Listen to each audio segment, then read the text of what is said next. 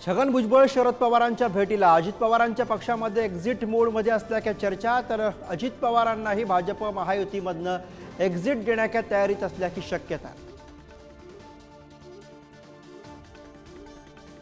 काँग्रेसच्या cross voting करणाऱ्या 7 आमदारांवरती high command संतप्त। क्रॉस वोटिंग करणाऱ्या काँग्रेसच्या आमदारांचे 6 वर्षांसाठी निलंबन होणार। राज्यात पुन्हा कंत्राटी भरतीला मान्यता। वैद्यकीय क्षेत्रामध्ये 6830 पद भरली जाणार। ऑक्टोबर 2023 मध्ये फडणवीसांनी कंत्राटी भरतीचा रद्द केला होता निर्णय। गिरणी कामगारांची आज मुंबईत बैठक। आंदोलनाची पुढची दिशा ठरवण्यासाठी बैठकीत चर्चा।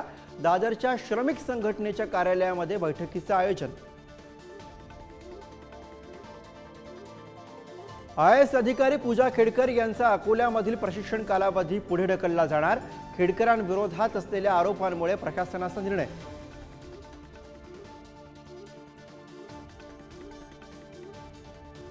घाटकोपरमधील होर्डिंग जोरदार वाऱ्यामुळे कोसळल्या नाही। बांधकामातील बेकायदेशीरपणा जबाबदार। SITच्या आरोपपत्रामध्ये VJTI आणि हवामान खात्याचा दाखला। मुंबईमध्ये आज मुसळधार ते अतिमुसळधार पावसाचा इशारा। सिंधुदुर्गाला 3 दिवस ऑरेंज अलर्ट। रत्नागिरी जिल्ह्यामधील सर्व शाळा आणि कॉलेजेसला सुट्टी, तर अमरावती, वर्धा आणि यवतमाळलाही ऑरेंज अलर्ट जारी।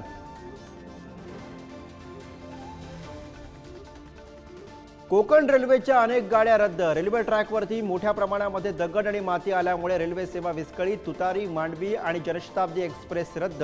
प्रवासी संतप्त।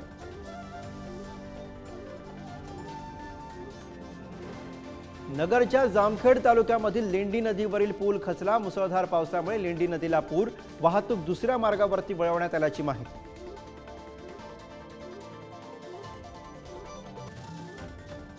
वाखरीमध्ये आज संत तुकाराम महाराज यांच्या पालखीचे उभं रिंगण। संत ज्ञानेश्वरांची पालखी ही वाखरीमध्ये घेणार।